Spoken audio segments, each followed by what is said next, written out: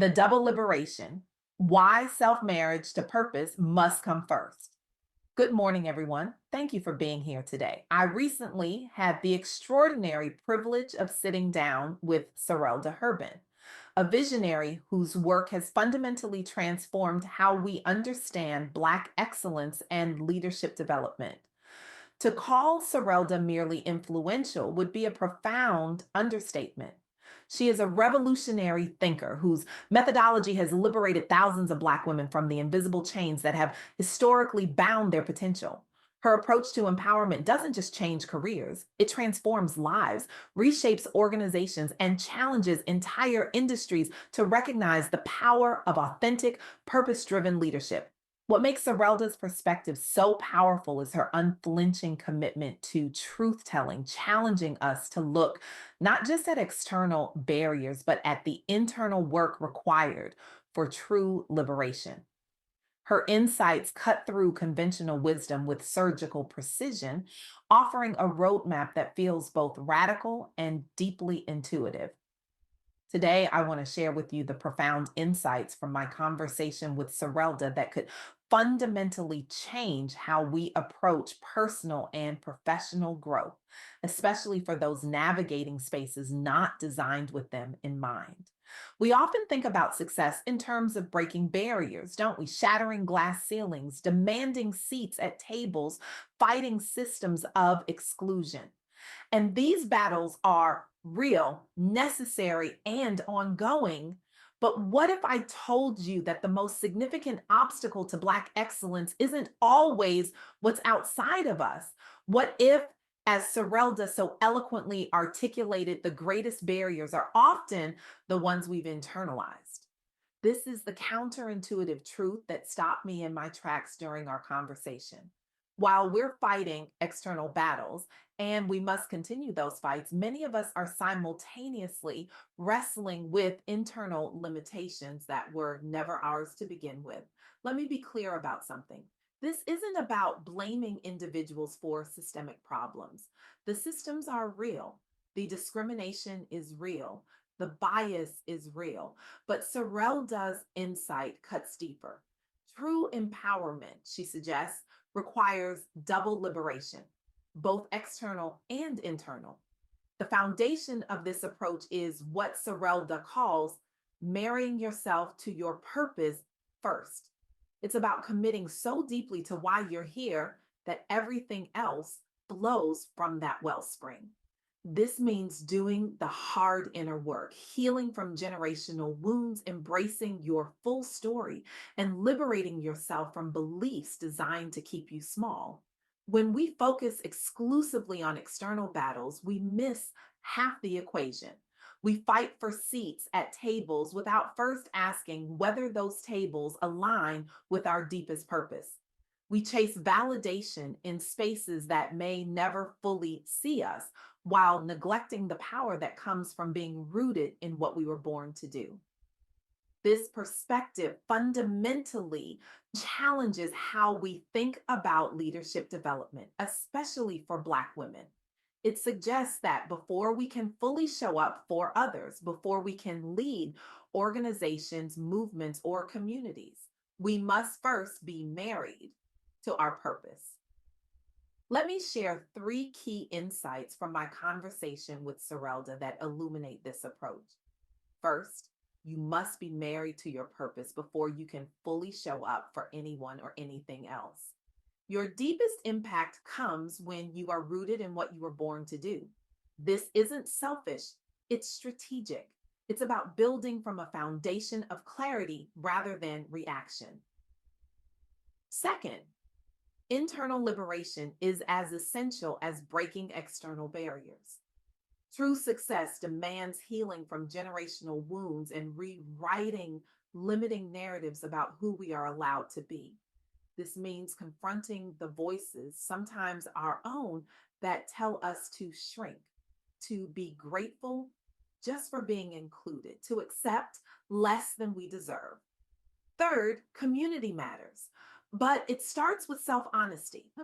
Building intentional support networks is powerful, But those connections flourish when each person brings their whole self, purpose driven and unashamed, to the table.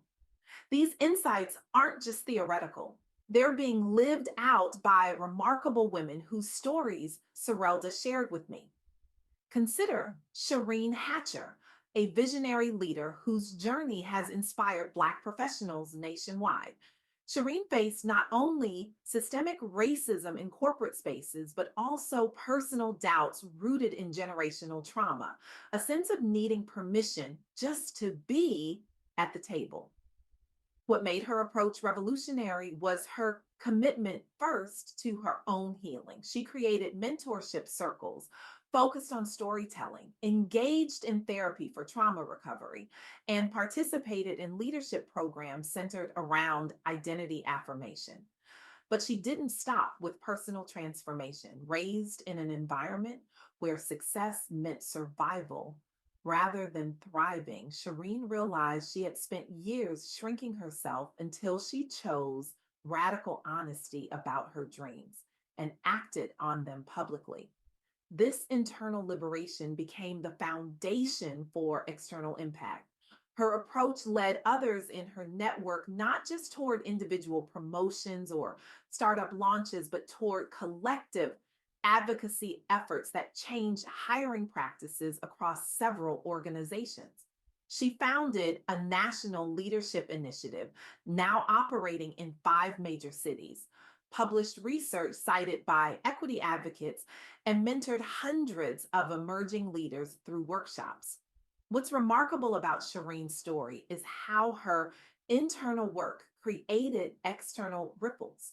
Her model shifted how companies approach diversity, equity, and inclusion, moving them from performative allyship toward real transformation rooted in lived experience. As Maya Angelou once said, you can't really know where you're going until you know where you have been. Shireen's journey embodies this wisdom. She had to confront where she had been before she could fully step into where she was going. Or consider Sakina Hoffler, whose story Sorelda shared as another powerful example. Sakina leveraged creative writing as a form of activism, winning national awards while using poetry and fiction as tools for both personal clarity and social change. She navigated underrepresentation as a Black woman writer and confronted imposter syndrome fueled by industry bias against marginalized voices. But rather than diluting her work to fit existing norms, she doubled down on exploring themes central to her identity: race, grief, resilience. After years feeling unseen within traditional literary circles, even after early successes, Sakina recommitted herself unapologetically to telling stories only she could tell. She sought out fellowships specifically supporting Black creatives, creating space for her authentic voice. The results speak volumes. She published award winning works, amplifying stories often left untold, and became an influential mentor shaping new generations of writers through workshops celebrating authenticity over assimilation. Her courage emboldened other writers facing similar struggles and helped shift publishing norms toward greater inclusion. Sakina's journey reminds me of Audre Lorde's powerful words: if I didn't define myself for myself, I would be crunched into other people's fantasies for me and eaten alive. By defining herself first, by marrying her purpose before seeking external validation, Sakina created space not just for herself, but for countless others. And then there's Katira Polland, whose story further illuminates this principle. Katira founded Love for Words editing after recognizing how many aspiring authors struggled with self doubt, even more than grammar or structure issues during manuscript development. As a young Black woman business owner entering publishing, a field dominated by established gatekeepers resistant to new perspectives, she faced significant skepticism. But Katira built credibility by editing over 100 books across genres while offering coaching services addressing mindset blocks alongside technical skills development. What's fascinating about her approach is that she began freelancing while still working full time jobs unrelated to writing or editing because she believed deeply in helping others find their voice and refused to wait until conditions were perfect before stepping into entrepreneurship. The impact has been profound. Clients reported breakthroughs not just creatively, but personally. Increased confidence led many clients, especially women of color, from unfinished drafts all the way through publication. Katira achieved international speaker status within 3 years, secured MWBE certification, and helped multiple authors land awards post publication, thanks partly to her editorial partnership. Beyond individual success stories, she helped normalize mental health conversations among writers, expanded access and resources for BIPOC authors, and catalyzed more authentic representation within publishing itself. These stories share a common thread. Each woman first committed to her purpose, did the internal work of liberation, and then created external change that rippled far beyond herself. As Serelda emphasized in our conversation, when you're married first to your calling, everything else will follow. This perspective offers a profound reframing of how we think about empowerment. It suggests that true power comes not just from fighting external systems, though that fight remains essential, but from simultaneously liberating ourselves from internalized limitations. It challenges the notion that success means assimilation or that leadership requires mimicking existing models. Instead, it proposes that our greatest contribution comes when we are fully ourselves, rooted in purpose, healed from wounds that were never our fault, but became our responsibility to address. This dual approach, internal liberation alongside external advocacy, creates leaders who don't just succeed within systems, but transform them. It creates writers who don't just publish, but change what gets published. It creates entrepreneurs who don't just build businesses, but reimagine what business can be. As I stand here today, I'm issuing a challenge, not just to Black women, but to every person who has ever felt the weight of a system that wasn't built for them. Stop waiting for permission to be who you were born to be. The world doesn't need more people who have contorted themselves to fit into spaces that diminish them. The world needs you, fully liberated, deeply rooted in purpose, unapologetically whole. What would happen if, starting today, you committed to the radical act of marrying your purpose first? What if you stopped asking, will they accept me? And started asking, does this honor my calling? What if you treated your purpose not as a luxury to pursue once everything else is settled, but as the foundation from which everything else must flow? This is not just about personal fulfillment, though that matters profoundly. This is about creating a world where excellence isn't defined by how well we can conform, but by how boldly we can contribute from our authentic center. The double liberation, both internal and external, isn't just a nice theory. It's the most strategic path forward for creating lasting change.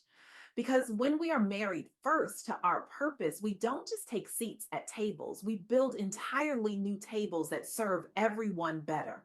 So I ask you, what calling have you been hesitating to embrace?